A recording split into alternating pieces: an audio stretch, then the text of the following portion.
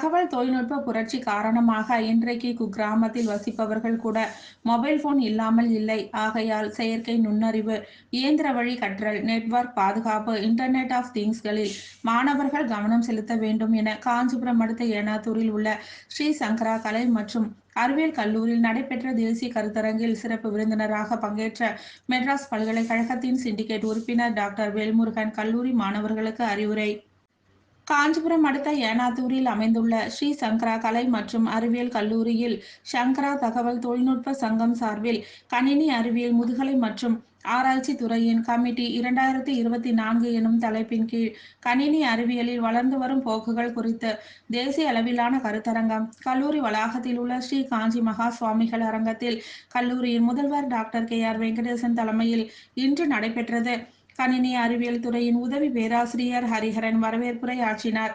இதில் சிறப்பு விருந்தினராக மெட்ராஸ் பல்கலைக்கழகத்தின் சிண்டிகேட் உறுப்பினரும் சென்னை டாக்டர் DG வைஷ்ணவா கல்லூரியின் முதுகலை கணினி பயன்பாட்டின் முதுகலை மற்றும் ஆராய்ச்சி துறை உதவி பேராசிரியரான டாக்டர் வேல்முருகன் தேசிய கருத்தரங்கினை துவக்கி வைத்து கல்லூரி மாணவ மாணவியர்கள் மத்தியில் சிறப்புரையாற்றி பேசுகையில், செயற்கை நுண்ணறிவு, இயந்திர வழி கற்றல், நெட்வொர்க் பாதுகாப்பு, இன்டர்நெட் ஆஃப் திங்ஸ்களில் மாணவர்கள் கவனம் செலுத்த வேண்டும். ஏனென்றால் இன்று இணையதளம் இல்லாத பகுதிகளே கிடையாது.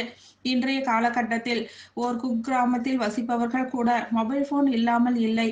இதற்கு முழு காரணமே தகவல் தொழில்நுட்ப புரட்சியின் வளர்ச்சிதான். நாம் இன்னமும் ஏராளமான விஷயங்களை கற்றுக்கொள்ள வேண்டியுள்ளது. அதற்கு படித்தால் மட்டுமே போதாது. தொடர்பு திறன், பழக்க வழக்கங்கள், நல்லொழுக்கம் என எல்லாவற்றிலும் நாம் கவனம் செலுத்த வேண்டும். மாணவர்கள் தங்களது படிப்பு திறன்களை நன்றாக வளர்த்து கொள்ள வேண்டும் என அவர் அறிவுரை வழங்கினார். இறுதியாக சங்கரா தகவல் தொழில்நுட்ப சங்க துணைத் தலைவர் பேராசிரியர் Krishnamurthy நன்றியுரையாற்றினார்.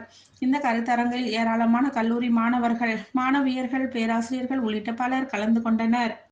Subjects, not only the subjects, also the communication skill, subject skill and contact skill and other attitudes and behaviors also you must gain.